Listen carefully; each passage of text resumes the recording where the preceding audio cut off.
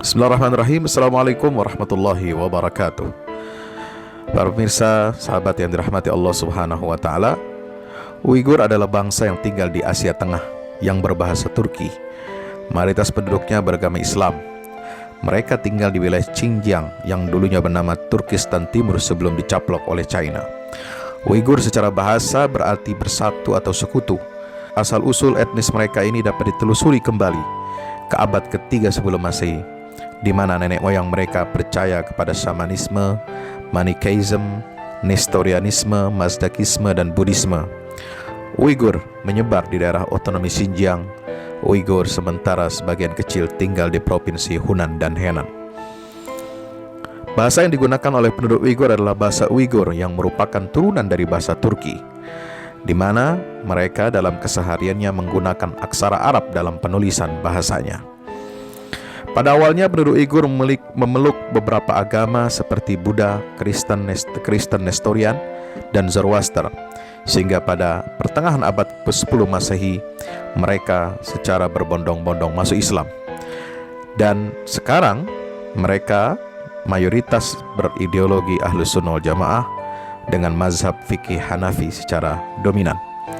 Di pertengahan abad ke-10 Islam diperkenalkan ke Xinjiang oleh Satuk Bogra yang berkuasa pada tahun 910 sampai 996 Masehi, seorang khan dari dinasti Karakitai yang memeluk Islam. Sebenarnya dakwah Islam sudah sampai di China sejak zaman sahabat Nabi, yaitu Khalifah Utsman ibnu Affan pernah mengirim utusan seorang sahabat yang dijamin oleh Rasulullah masuk surga. Dialah Sa'ad bin Abi Waqqas ke negeri tirai bambu itu. Waktu itu yang menerima rombongan tersebut adalah Yung Wei, Maharaja Tang. Dan kemudian Islam begitu gencar dan masif ketika dipeluk oleh penduduk Uighur. Kaum muslimin yang dirahmati Allah Subhanahu wa taala, kezaliman yang terjadi terhadap muslim Uighur Turkistan Timur oleh rezim komunis China sudah sejak lama terjadi. Mari kita simak tulisan seorang aktivis Islam kawakan, tokoh senior Gerakan Pemuda Islam Indonesia dan pelajar Islam Indonesia, yaitu Ustaz Abdul Qadir Jailani, yang sejak tahun 1995 menulis sepenggal riwayat tentang Uighur dalam bukunya yang berjudul Jihad Fisabilillah dan Tantangan-Tantangannya. Di halaman 237 sampai 239 Ustadz Aki Jailani menulis, Republik Islam Turkistan Timur yang berpenduduk 13 juta jiwa pada tahun 1949 telah dicaplok oleh penguasa Republik Rakyat Cina Komunis di bawah pimpinan Mao Zedong dan mengubah nama daerah muslim tersebut menjadi Xinjiang atau Xinjiang. Komposisi penduduk Turkistan Timur secara radikal berubah sejak rejim komunis Cina menjajah negeri itu dengan jalan memindahkan orang-orang Han Cina komunis ke tempat tersebut. Beliau, Aki Jailani, kemudian membuat tabel perubahan komposisi jumlah penduduk dari tahun 1949 sampai 1983. Di situ, pada tahun 49 jumlah populasi muslim Uighur mencapai 75%, dan pada tahun 1983 berkurang drastis menjadi hanya 46%. Sementara etnis Han China berubah drastis dari 5% menjadi 45%. Metode untuk melenyapkan umat Islam Turkistan Timur meniru metode yang dilakukan oleh rejim komunis Rusia. Para pemimpin politik dan agama ditangkap, dimasukkan ke dalam kem-kem kerja paksa atau dibunuh. Seluruh posisi pemerintahan dikuasai oleh etnis Han China yang komunis. Demikian tulis Ustadz Aki Jailani. Pada masa kampanye komunis, tanah-tanah penduduk dirampas. Malahan, simpanan persediaan pangan yang ada juga dirampok oleh pemerintah komunis, serta pasar-pasar ditutup. Kaum muslimin bekerja untuk komunis di bawah pengawasan petugas-petugas Partai Komunis China yang kejam dan sadis. Jam kerja mereka rata-rata 8-10 jam per hari dengan upah yang sangat murah. Mereka yang dianggap membangkang ditangkap dan dimasukkan ke kem-kem kerja paksa.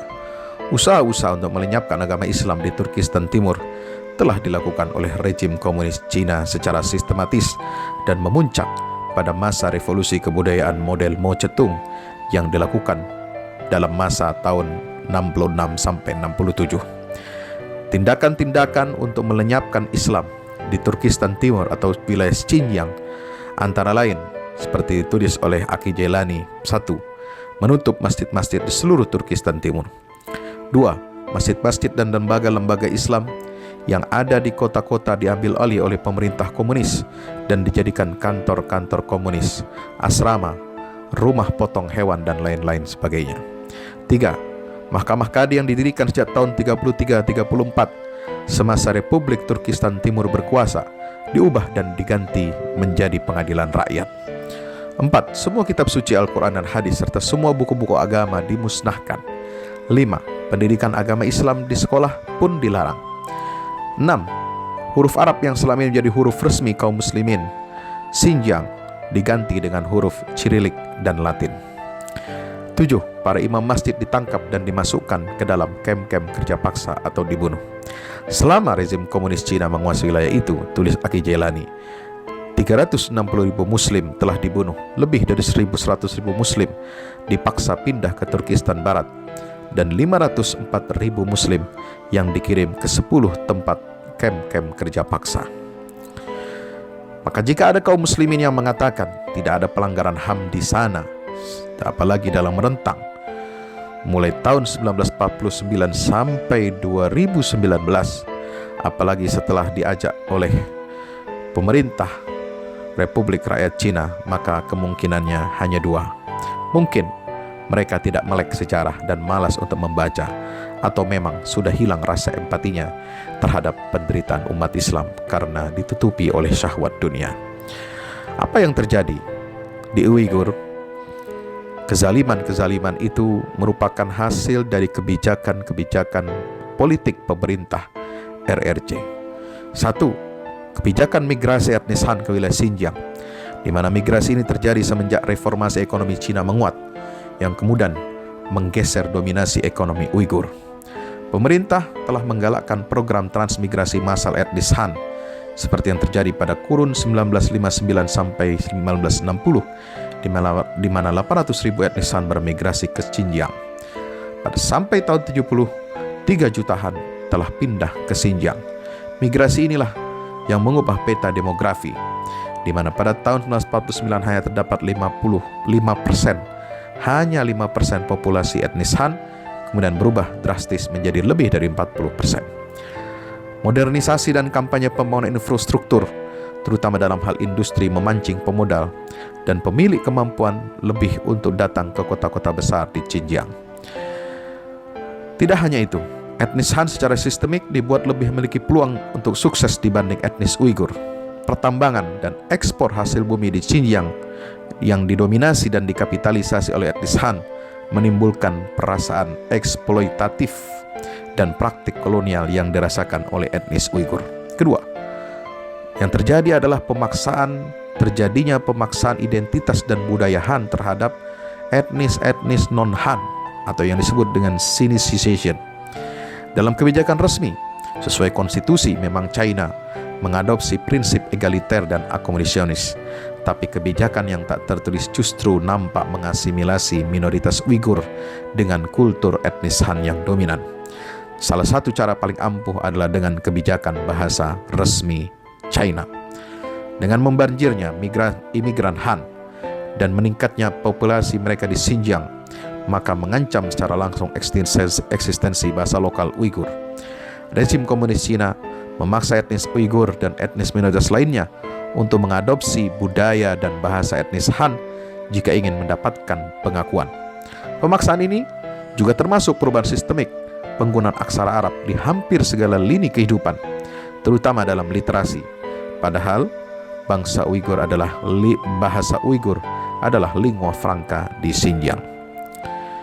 Seperti jamaah diketahui, etnis Uighur itu memiliki bahasa dan budaya sendiri yang berbeda dengan Muslim Hui, termasuk soal aksara di mana mereka menggunakan huruf Arab.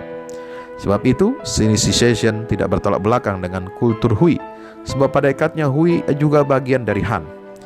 Penyebutan Hui lebih karena diferensiasi berdasarkan agama, bukan etnik. Namun berbeda dengan etnis Uighur, meski sama-sama Muslim, budaya dan bahasa mereka berbeda dengan mayoritas Han. Maka menurut laporan Amnesty International dan Komite Penghapusan Diskriminasi Rasial PBB, China telah melakukan degradasi kebudayaan Uighur dan identitas keislaman mereka. China telah mengkriminalisasi aktivitas dan simbol keagamaan seperti pelarangan berpuasa di bulan Ramadan bagi PNS etnis Uighur di wilayah Xinjiang, pelarangan jenggot dan jilbab, persekusi terhadap mereka yang dituduh terlibat dalam aktivitas separatisme dan kekerasan psikologis seperti sekolah reedukasi di kamp-kamp khusus. Etnis Uighur dipaksa berbahasa Cina, menerima ideologi negara, loyal terhadap simbol-simbol komunisme. Sekali lagi, di kamp-kamp ini China menjalankan kebijakan monokultural dan Sino-Caucasian. Ketiga, telah terjadi pelanggaran HAM terhadap etnis Uighur, di mana represi besar-besaran, kekerasan terjadi terhadap etnis Uighur. Demonstrasi mahasiswa besar-besaran terjadi pada tahun 89 sehingga konflik kekerasan memuncak dalam peristiwa pemberontakan Baren. Protes ini merupakan akumulasi dari berbagai masalah seperti kontrol keluarga, di mana China meluaskan kebijakan satu anak ke etnis Han, ke etnis di luar etnis Han, yaitu pada tahun 1988. Lalu ada tes nuklir di Xinjiang tahun 87, eksploitasi minyak dan diskriminasi terhadap etnis Uighur. Maka di tahun-tahun berikutnya, demonstrasi ini tidak lagi menuntut keadilan bagi etnis Uighur, tapi juga seruan untuk menumbangkan komunisme dan separatisme. Semenjak itu, makin banyak protes dilaksanakan etnis Uighur menolak kolonialisme oleh etnis Han. Sehingga pada Februari 1997 di Gulja, ribuan Uighur turun ke jalan untuk aksi damai memprotes represi agama dan diskriminasi etnis. Maka momentum 11 November ketika Amerika Serikat menjadikan hancurnya dua menara kembar WTC dan serangan terhadap Pentagon untuk perang melawan terorisme global, itu dijadikan alibi oleh China untuk makin mengetatkan keamanan di Xinjiang, yang tentu saja menyasar secara sporadis etnis Uighur yang dituduh sebagai ekstremis dan separatis. Kaum muslimin yang dirahmati Allah Subhanahu wa taala.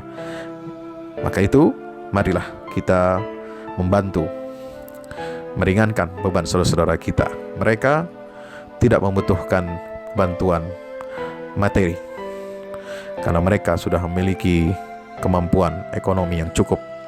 Tetapi yang mereka butuhkan adalah support, dukungan moral dan politik agar negeri-negeri muslim di seluruh dunia menekan pemerintah China untuk memberikan kelonggaran, untuk memberikan kebebasan, memberikan otonomi yang luas, dan memelihara identitas agama dan budaya etnis Uighur agar mereka terjamin hak asasi manusianya sebagai warga negara, agar mereka dapat menjalankan ajaran Islam, syariat Islam dengan sebaik-baiknya dan terbebas dari intimidasi dan dari segala tuduhan-tuduhan rasisme.